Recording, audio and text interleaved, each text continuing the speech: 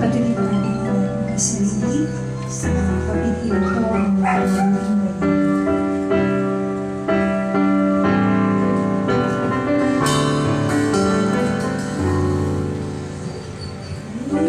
serve the Lord, He will retire some. None can separate us from the love of God. We are more than conquerors, no one can defeat us. We are the chosen generation, we are the sons of God.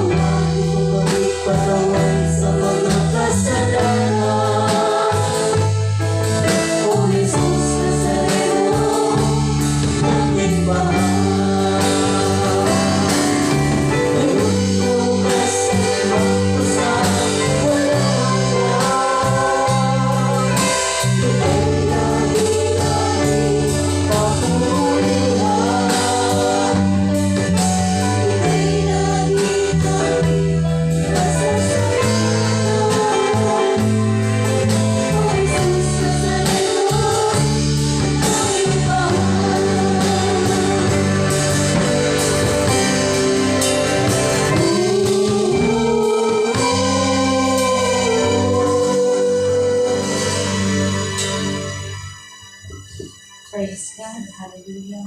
Purihin po, Diyos. Aming Jesus Nazareno, napakabuti po sa aming buhay. Marapat lamang na papurihan ka at parangalan. Sa pangalan ng Ama, ng Anak, ng Diyos Espiritu Santo. Amen. Dakilang Diyos, mapagpalang Jesus Nazareno, sa mga oras po ito, pinupuri ka namin, sinasamba ka namin, iniwalhati ko namin ang iyong kabutihan sa aming buhay. Marapat lamang at tumanggap ka po ng mga papuri mula po sa iyong mga lingkod, sapagkat napakaraming bagay ang ginagawa mo po sa aming buhay. Kaya lamang po sa oras pong ito, Panginoon, bayaan mo po na amin pong aminin sa amin pong mga sarili na kami po'y mahina, nagkakasala sa isip, salita at sa gawa. Patawarin mo po ang bawat isa sa amin. Hayaan mo, Panginoon, ang iyong banal na dugo ang siyang ibuhos sa bawat isa sa amin sa mga sandali pong ito, upang kami maging marapat at karapat-dapat po sa pagpupuri sa iyo, higit sa lahat, sa pakikinig ng iyong mga salita. Sa mga sandali pong ito, Lord, salamat sa kapatawaran ginawad mo at sa buhay mong sakripisyo para po sa aming kaligtasan. Higit sa lahat, Lord, salamat sa mga biyayang lagi mo pong pinagkakaloob sa bawat isa. Sa mga sandali pong ito, Lord, alam ko po, batid mo po ang laman ng puso't isipan ng mga kasama ko nandito ngayon. Inaalay ko po ang mga kanilang mga dinudulog sa iyo, panalangin. Kung sila po'y may karamdaman, pagalingin mo po sila simula ulo hanggang talampakan. At ano man ang mga kahilingan nila, Panginoon, katagpuin mo po ito sa mga oras na ito. Buksan mo po ang dulungawan ng langit. At hayaan mo po, Panginoon, na ang lahat ng mga dumalo rito, maging ang tahanan pong ito, maging ang pinagkakakitaan sa lugar na ito, ay pagpalain mo po.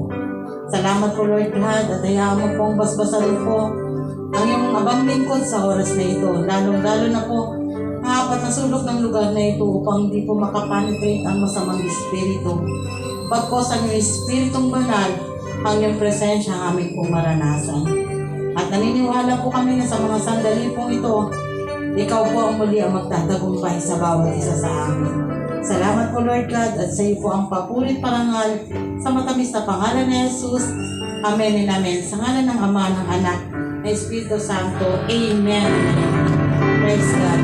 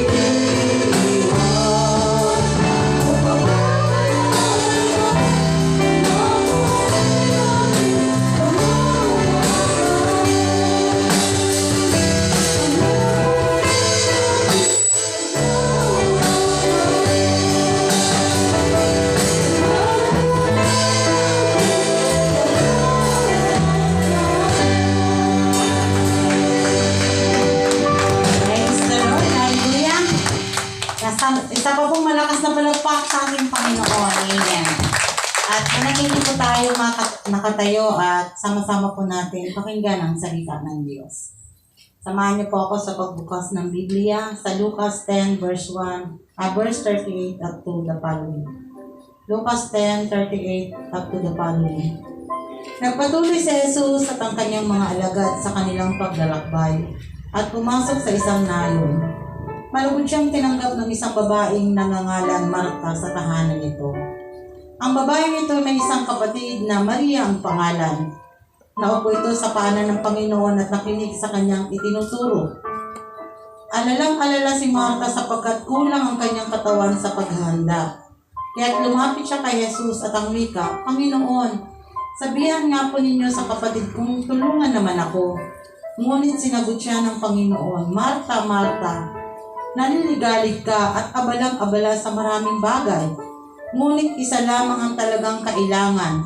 Pinili ni Maria ang lalong mabuti at ito'y hindi aalisin sa kanya. Ito po ang mabuting balita ng Panginoon. Palakpakan po natin ang Diyos na buhay.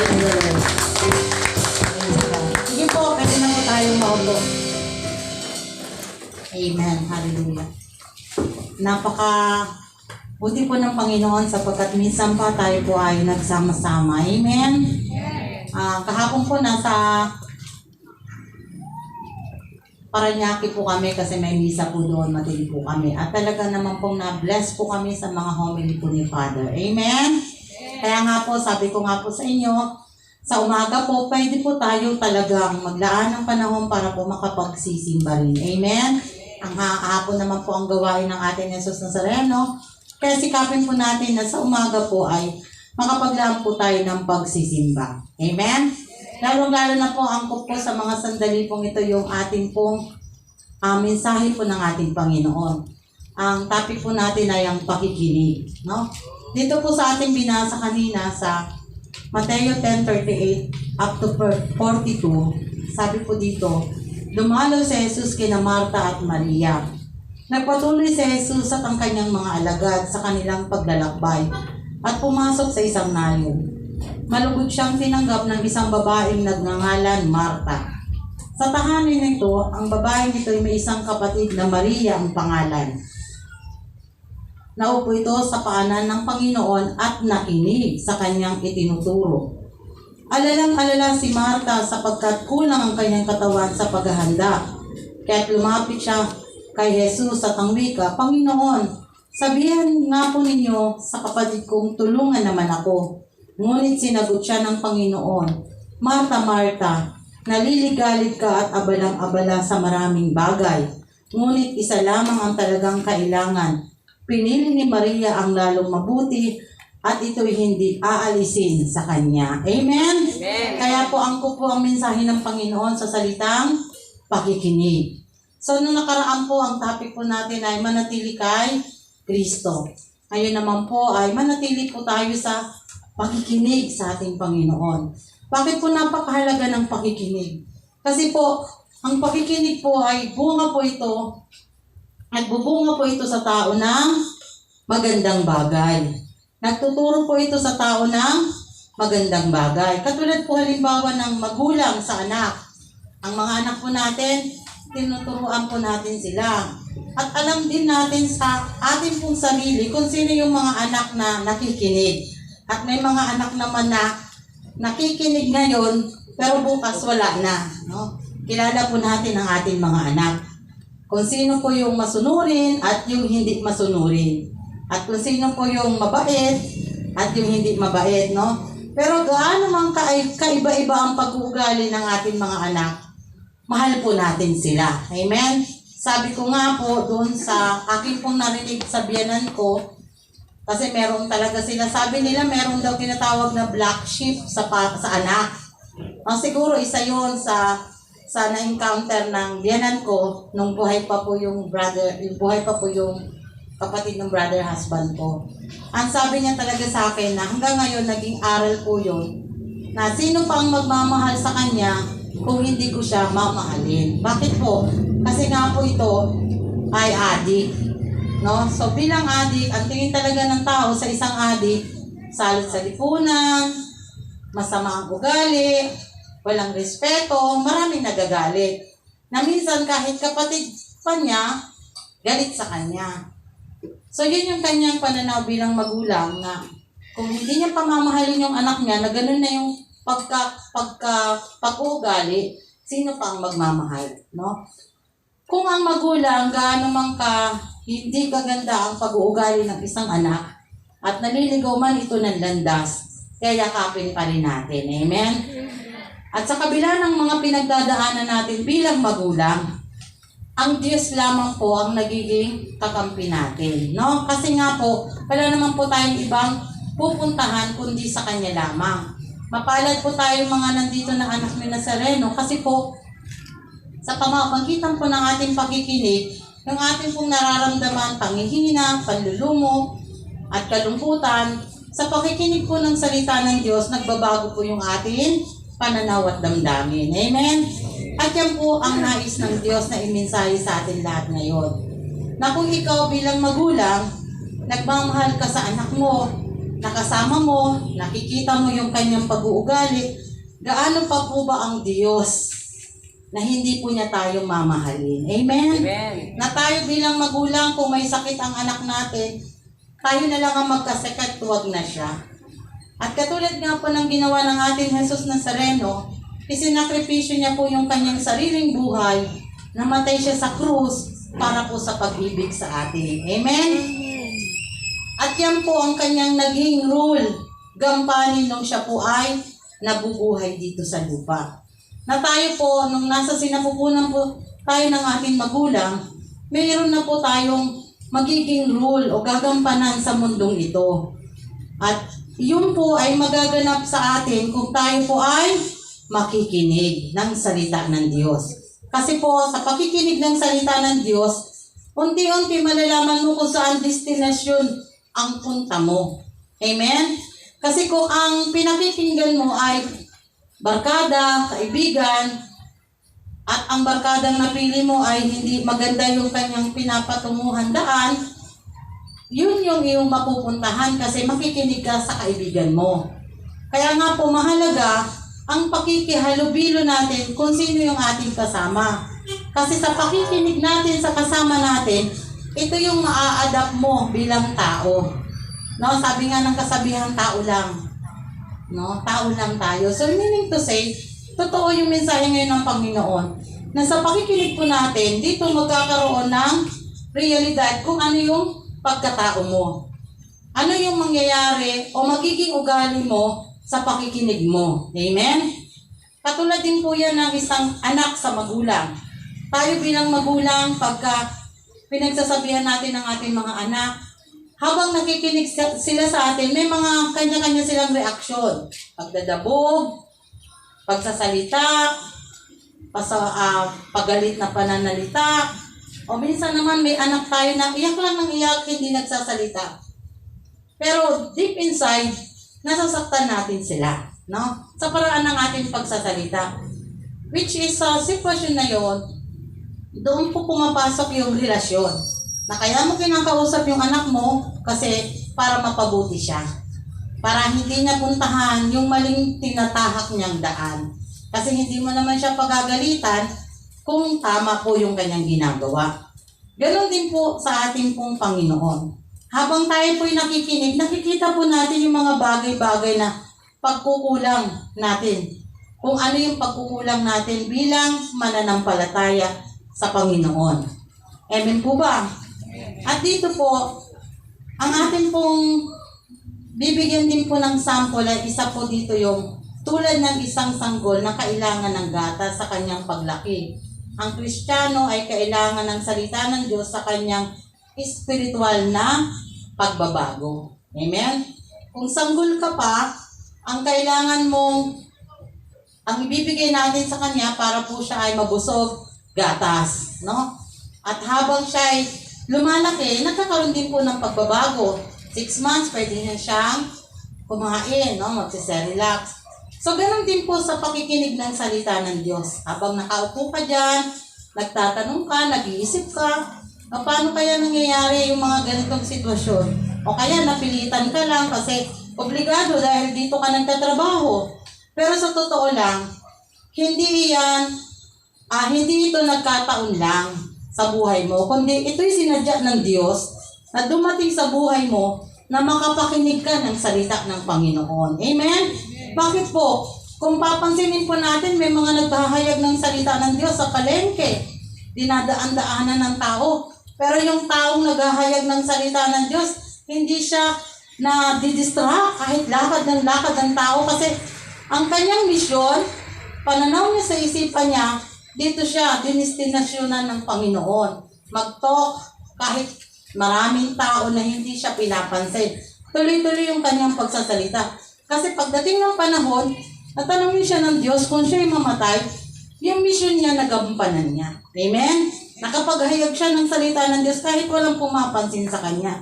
Kaya sa panahon na to, wala po tayong pwedeng idahilan na hindi po tayo nakapakinig ng salita ng Diyos. Sapagkat kahit po sa sasakyan, sa bus, may umaakit sa bus nung panahon po na hindi pa po ganong kahigpit, no, mayroon pong naghahayag ng salita ng Diyos. May kasama nga po ako, yung nagtutok po dito na si Brother Corsi. Kilala niyo po yun? Pagka po sumakay kami sa bus, tatayo po talaga yung si Tatay Corsi, magtutok siya. Magsasalita siya. Bakit po? Mission niya eh. Yun yung kanyang mission sa Panginoon. Nag-aalab ang kanyang puso sa paghahayag ng salita ng Diyos na hindi man siya pakinggan ng mga taong nakaupo. Ang mahalaga na iparating niya sa tao yung mensahe ng Panginoon. Kasi sa totoo lang, hindi ka naman tatayo sa isang lugar na walang hihipuin ng Diyos. Amen? Amen? Habang nandyan ka, nakatayo ka, ginampanan mo yung mission mo sa Panginoon, meron talagang kinatagpo ang Panginoon para sa araw na yan. Na abutin ang mensahe ng Diyos sa puso niya. Amen? Ganun din po dito. Hindi po ito nagkataon lang, kundi ito po ay itinakda ng Diyos na maganap sa buhay mo para ang mensahe ng Diyos makarating sa iyo. Amen? Na hindi lamang mananatili kang walang napapakinggan kasi ang magkaiba rin po ang sitwasyon kapag nasa misa o sa simbahan. Kasi kung may kasama kang barkada, kaibigan, kwentuhan lang kayo ng kwentuhan. No? Pero kapag dito po, ipinapahintulot po talaga, nakatutok ka sa nagsasalita ng Diyos, nakaupo ka dyan, nakadestinasyon yung isip mo sa akin, upang nang sa ganon, ang mensahe ng Panginoon ay dumating sa puso mo. Amen? So ano pa po? Ang ating pong nabasa dito ay ang sitwasyon ng magkapatid. No, biruin mo, dumating ang Diyos sa kanilang tahanan. Napakasarap po. Ako po naniniwala po talaga ako na lahat ng naghahayag ng salita ng Diyos, ayan po ay mga tinawag ng Panginoon. Sila po ay ginagamit ng Diyos. Kaya po wini-welcome po natin sila. At mapalad po si Martha sapagkat si Jesus at ang kanyang mga alagad ay pumasok po sa kanilang tahanan. Amen? Parang ito pong lugar na ito. Tayo po yung mga alagad. At kasama po natin ang Espiritu ng Panginoon na sumasa atin, na nandito ngayon ang Diyos. Bakit po? Ang sabi po ng Panginoon sa Biblia, saan man 2-3 nagkatipon sa pangalan niya, ay nandiyan siya. Amen? Narito po ang ating Jesus Nazareno. Andito po ang Diyos. Amen? Welcome po ng lugar na ito, ng tahanan na ito ang ating Panginoon. Amen? At nakatutuwang isipin na wala pong katulad ni Martha na aligaga, no, abalang-abala. Kasi ang lahat ay nandito tulad ni Maria, nakikinig ng salita ng Diyos. Amen? So dito po, bakit kailangan natin pakinggan ang mga salita ng Diyos? Ano ang magagawa nito sa ating buhay? Ano ba ang nagagawa ng salita ng Diyos sa buhay ng tao? Ikaw, sister, sabihin mo nga sa sarili mo, ano bang nagagawa ng salita ng Diyos sa buhay ko? No? Pag nilayan po natin, ano bang nagagawa nga ng salita ng Diyos sa buhay ko? May malaki bang parte na nagagawa ito sa pagkatao ko? Amen? Amen. Marahil naman. Kasi hindi po tayo pa ulit-ulit napupunta at makikinig ng salita ng Diyos kung wala po itong nagiging malaking parte sa buhay po natin. Amen? Amen. Sapagkat ito'y may dulot sa atin na magkaroon ng pananampalataya. Amen? Bakit po? Dito po sa Roma 10:17, ang sabi po dito, ang bunga po ng pakikinig ay pananampalataya. Kapag nakikinig ka po ng salita ng Diyos, nagkakaroon po ito ng pananampalataya sa Panginoon. Amen? Katulad po ng mga patotoo, yung mga sharing sa gawain, no, na napapakinggan po natin dito, habang pumaaten po kayo, nagugulat ka, yung may cancer, gumagaling. Yung nawalan na ng buhay, pero muli nagkakaroon instantly nabubuhay. By faith, no? Nakakapagtaka man isipin, pero totoo pong nangyayari. Bakit po? Ako po, karanasan ko eh. Karanasan ko po. Yung anak kong 11 years old, ngayon, 21 years old na, going to 22. Yung po ay diniklara dyan sa tala na cancer, ang sakit niya. Alam niyo po, kung maaalala ko that time, naglalakad lang kami mula phase 3 hanggang tala kasi nga talagang wala. Bakit? Kasi sa panahon na yon, mas pinipili ko pa pong bumili ng gamot kaysa po bumili ng bigas. Kasi ganun tayo bilang magulang eh. Kung ano yung meron tayo, alam na natin yung magiging gastusin. So pag hinawakan mo yan, set aside mo na kung saan siya mapupunta. Pero nung panahon na yun, naging priority po namin ang pagbili ng gamot. Hindi na po kami makabayad sa tubig, kuryente, dahil nga po naggagamot. Pero that time po, dumating po yung brother husband ko, galing din po siya sa pagtutok. Alam niyo po, for 1 week na umiinom po ng gamot yung anak ko, 3,000 po ng 3,000, hindi biro sa mga katulad po namin na wala naman pong inaasahan sa panahon na yun. Hindi po biro. Pero dahil nga po kailangan, at doon na po nakatalaga yung isipan namin, na kailangan niyang inumin para siya ay gumaling, yun po yung naging priority namin. Pero nang dumating po yung brother husband ko, sabi niya, kabibili ko lang po ng gamot na yan for 1 week. Sabi niya sa akin, wag mo na ipainom yung gamot na yan. Ang sabi ng Panginoon sa Biblia, walang lingkod na kanyang pinabayaan. So yun po, umiyak po ako, tapos kisingin mo yung anak mo, singin mo silang lahat at mananalangin tayo sa Panginoon. Idudulog natin sa Diyos ang kanyang kalagayan. So, ganun po yung ginawa namin. Nag-worship po kami. Then, after worship, prayer po. Talaga pong grabe ang paniniklog namin sa Panginoon. Instantly po, hindi po kami binigo ng Diyos. Umaga po, una pong nagising yung anak ko. Sabi niya, Ma, wala na akong lagnat. At saka yung bukol na lumalaki dito sa left side ko, wala na po. Ganun po, instantly pinagaling ng Panginoon ang anak ko. Iyon po ay saan? Pananampalataya. Paano po ako nagkaroon ng pananampalataya? Dahil po sa pakikinig ng salita ng Diyos. Kapag nakikinig po kayo ng salita ng Diyos, unti-unti nagkakaroon ito ng laman sa puso mo.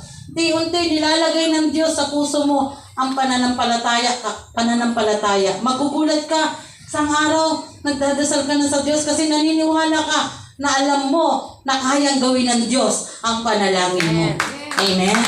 Yun po yun. Kaya mahalaga po sa tao ang pakikinig. At ngayon po, tayo po ay nakikinig. Sabi ko nga po, kapag tayo po ay nakikinig ng salita ng Diyos sa ganitong panahon, tayo po ay kinakausap ng Diyos. At habang ako po ay nagsasalita na ginagamit ng Panginoon, naniniwala po ako na ang Diyos po ang kumakausap sa inyo. Amen?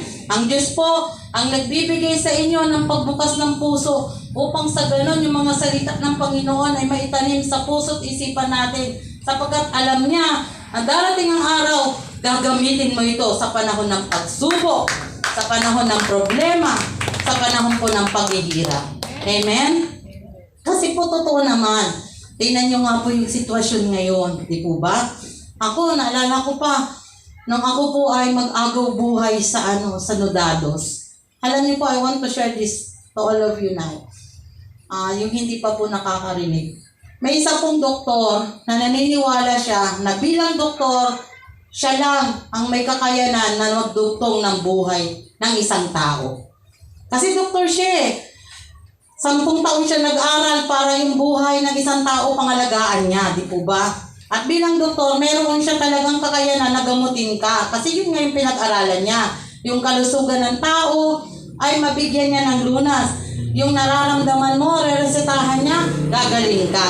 So bakit kailangan pa ng doktor? Siya nga, ay kailangan pa ng Diyos. Siya nga doktor na napapagaling ka. Di ba?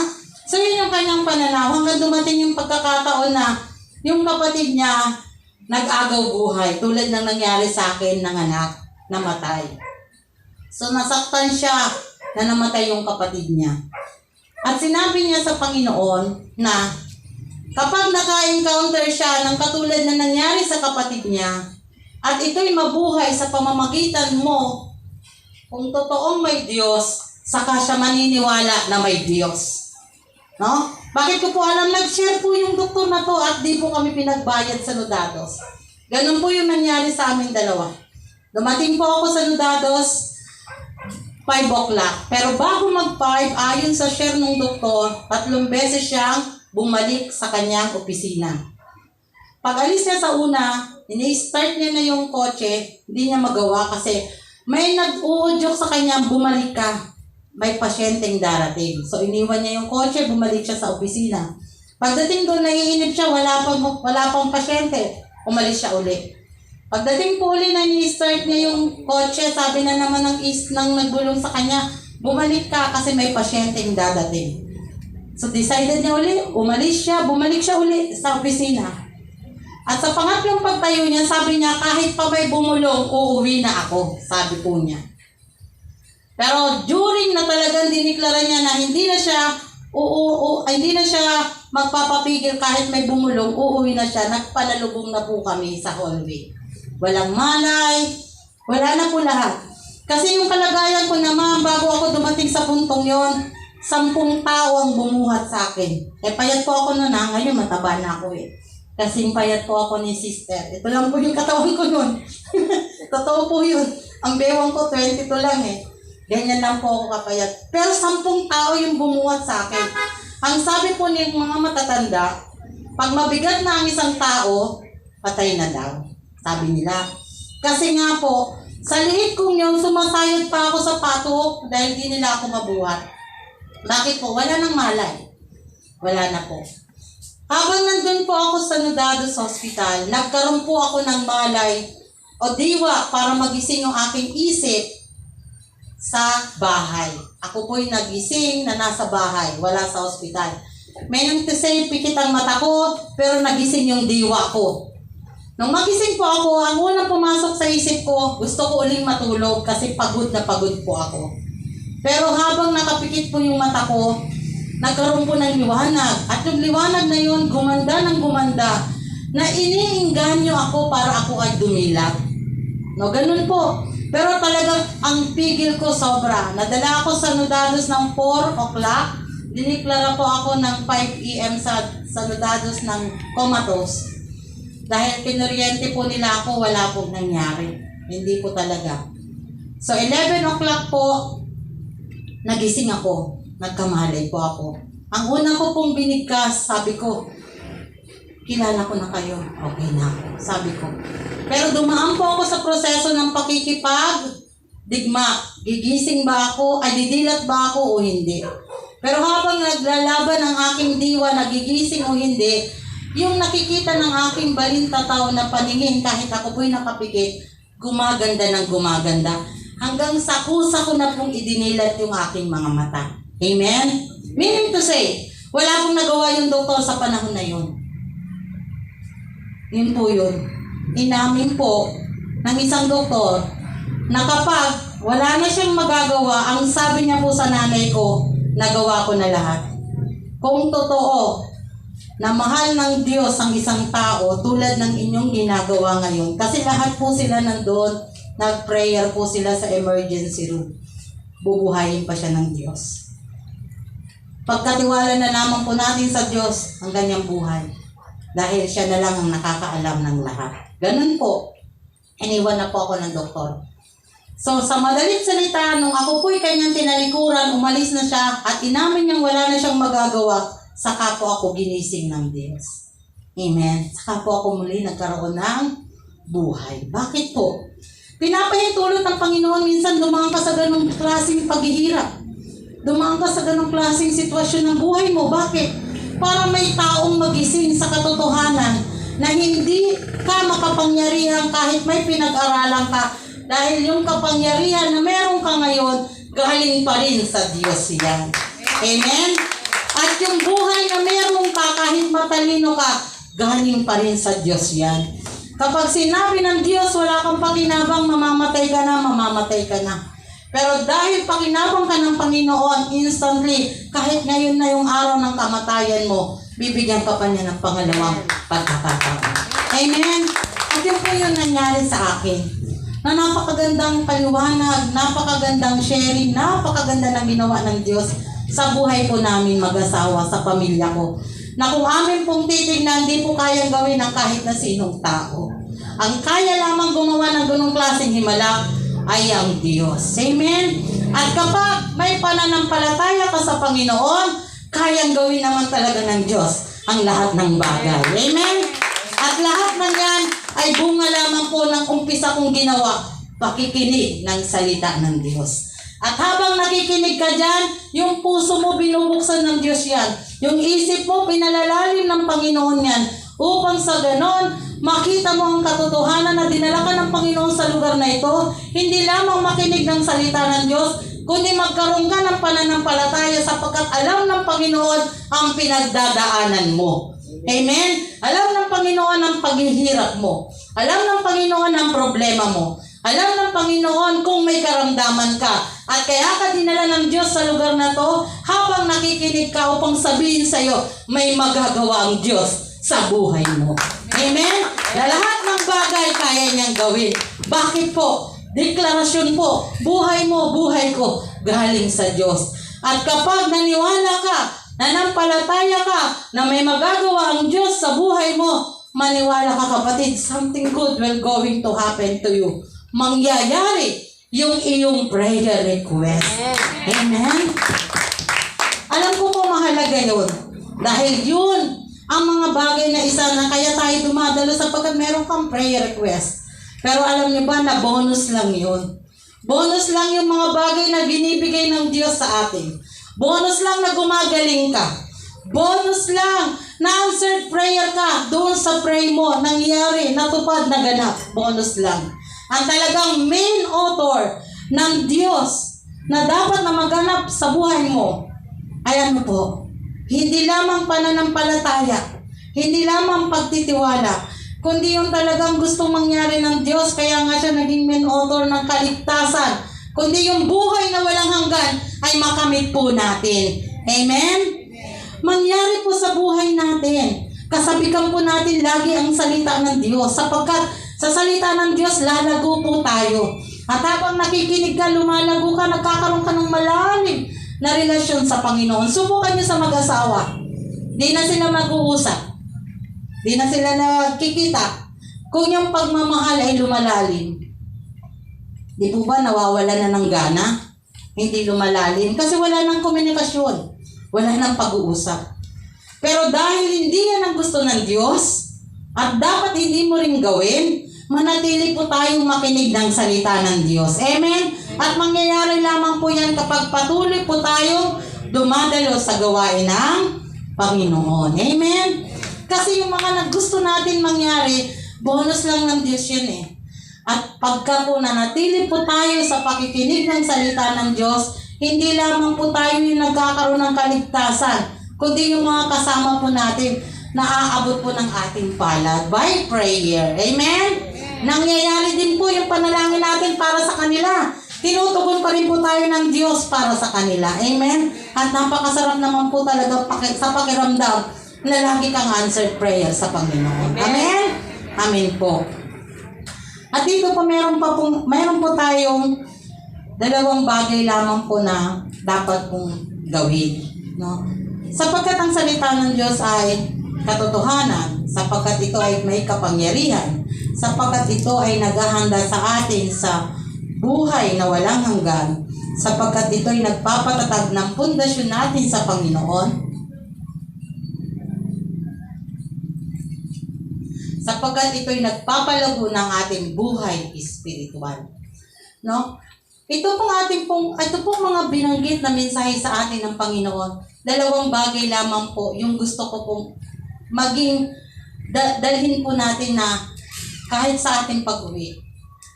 maging pangarap po din natin sa ating mga anak pagdating po natin sa ating tahanan. Una po, madala natin sila rito para makapakinig. Pangalawa po, yung pong pakikinig nila, ito po ay magbubunga ng pananampalataya sa buhay po ng ating mga kasama. Amen. Na kung paano po tayo magkaroon ng pananampalataya sa Panginoon, mangyayari din po sa kanila. Amen po ba? Hindi lamang po yan brothers and sisters. Habang nandyan ka po, nakaupo ka po, may mga bagay po na lagi pong ibinibigay sa atin ng Panginoon. Paalala lagi sa mga obligasyon po natin. Hindi lamang po sa buhay natin na anak ng ating Jesus Nazareno, kundi sa buhay po sa bawat isa po sa ating pong kapwa. Amen? Na hindi lamang po natin sila maabot, kundi ito pong buhay pananampalataya po natin ay lumagana po para pa rin po sa ating pong mga kasama. Amen? Na makikita po yung ating pong pananampalataya, bunga po ng ating mga ginagawa. Amen po ba? Amen po. Sige po tayong lahat. Praise God. Hallelujah. Taas po natin ang ating pong mga kamay at tayo pong lahat ay pumikit. Napakabuti po ng ating Panginoon sapagkat tayo pong lahat ngayon ay muli nagsama-sama po dito. Alam ko po na walang bagay na mahirap sa Diyos. Saksi po ako sa lahat ng bagay na ginawa ng Panginoon sa akin. Kulang nga po ang isang araw sa lahat ng mga patotoo kung ako po ay magpapatotoo sa mga bagay na ginawa ng Panginoon. Kaya nga po lagi ako naninindigan sa salita ng Diyos at totoo pong may Diyos. Brothers and sisters, mapalad ka sapagkat nakarating ka ngayon. Inabot ka ng Panginoon. Ang mensahe ng Panginoon sa iyo sa mga sandaling ito ay ang magkaroon ka ng pananampalataya at pagtitiwala na kayang gawin ng Diyos ang lahat ng bagay. Sapagkat ang buhay ko ay galing sa Panginoon. Sa mga oras kong ito, dalawang bagay po ang nais po ilagay ng Diyos sa ating pong puso't isipan.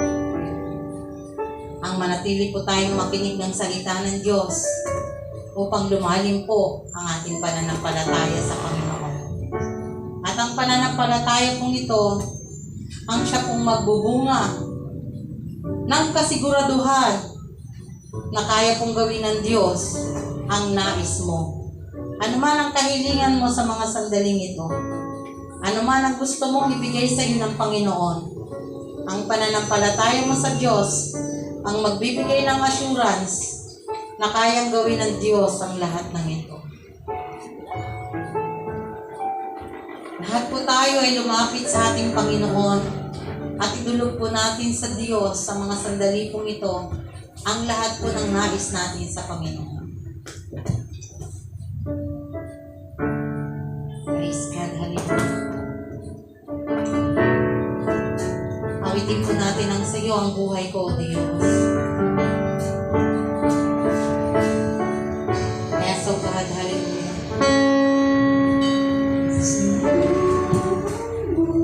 Yes, oh Lord Jesus. Lord, salamat po, Lord God.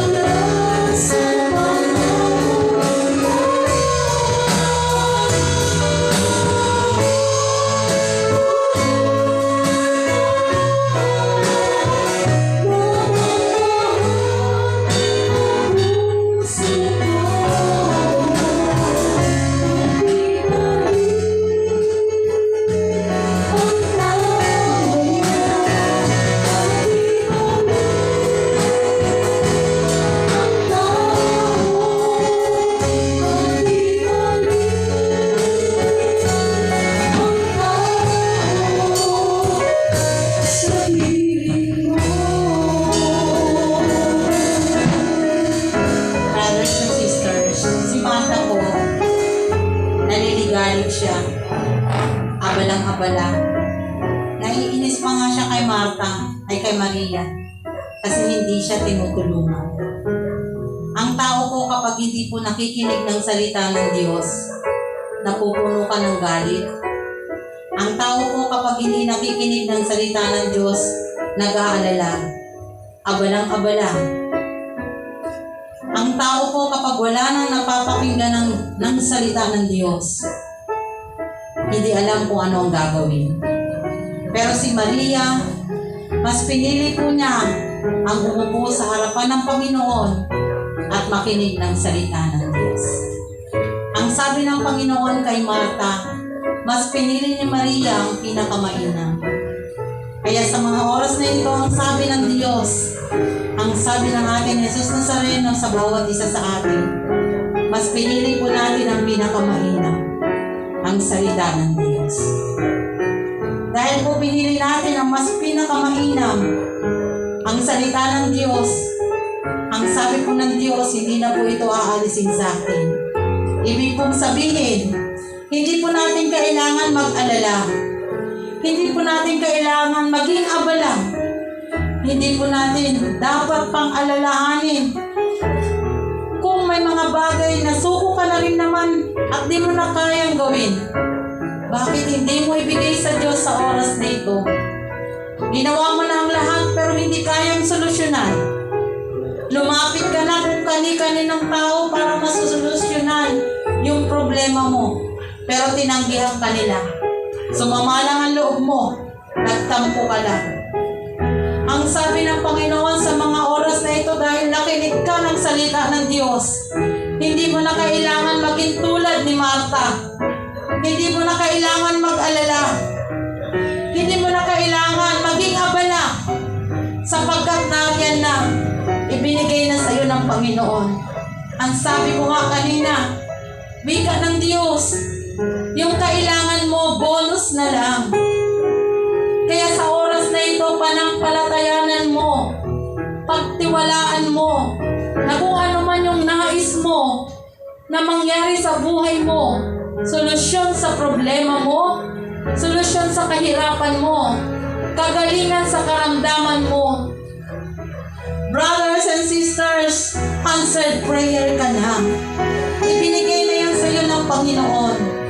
Nandyan na kapatid. Maniwala ka, magtiwala ka, sapagkat narito po ang ating Jesus Nazareno. Ang presensya niya po ay ating pong nararanasan. At sa paraan na yan,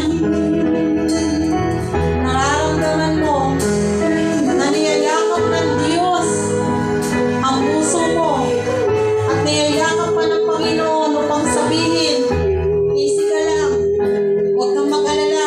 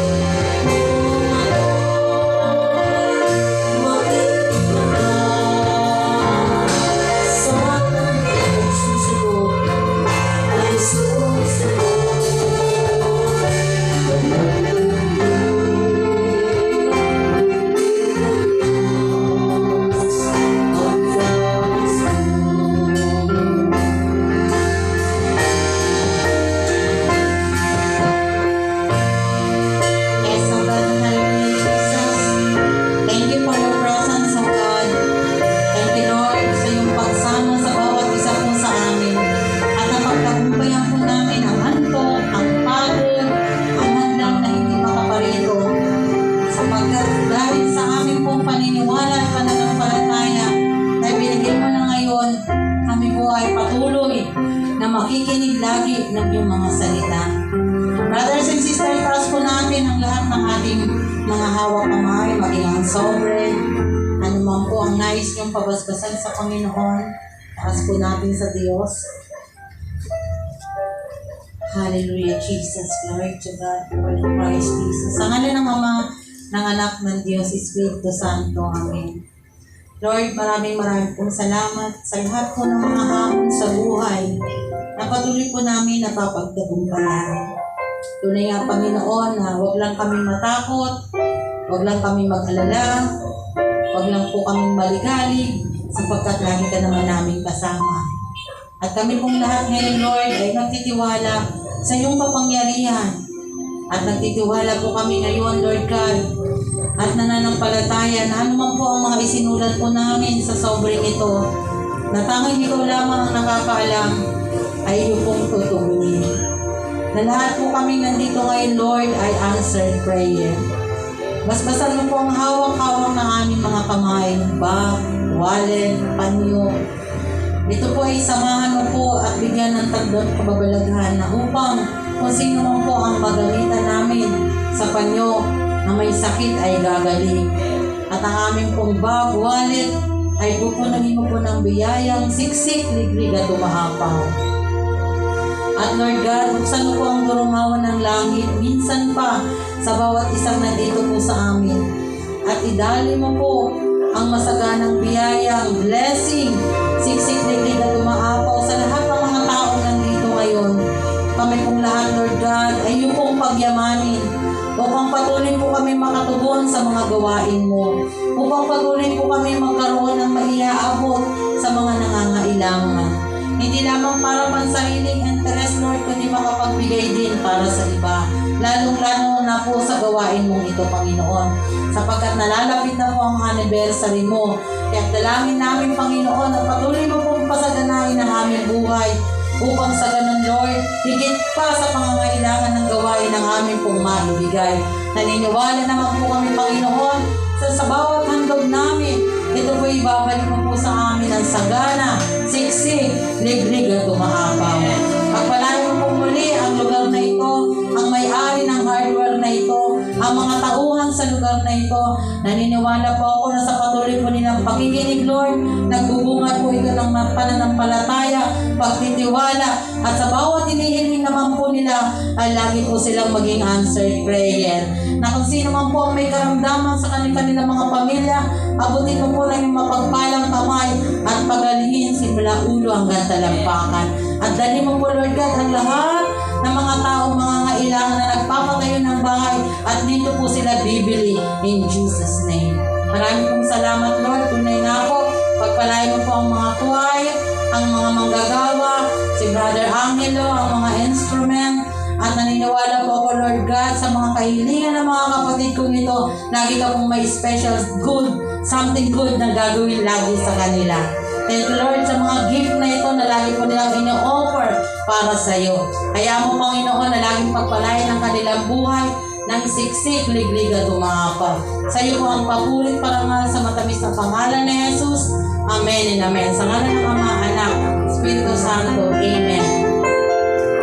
At sa linggo po, meron po din tayong magto-talk na na-invite ko, kaya po sama-sama po tayo sa linggo. Hindi ko lang po alam kung dito pa rin po ba? Brother Angelo, dito pa rin po, no? Mag-invite po tayo sapagkat meron po akong naimbitahan na isa pong magto-talk para po sa Sunday. So sama-sama po ulit tayo. Sensya na po, medyo late, nalayuhan po kami. Praise God. Thank you, magpasalamat sa Panginoon.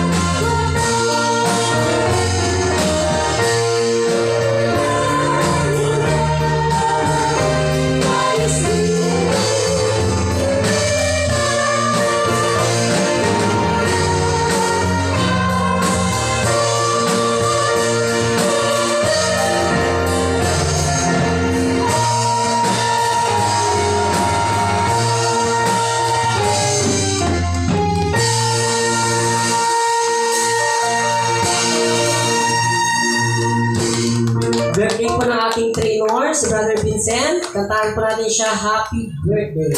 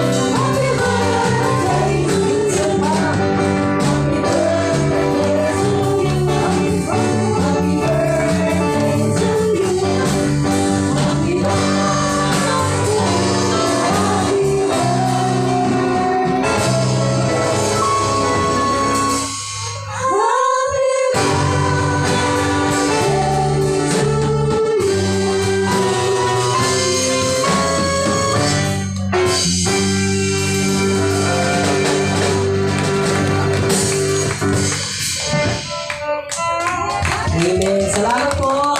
See you on Sunday. Magkakain po tayo 2:30 p.m. Salamat.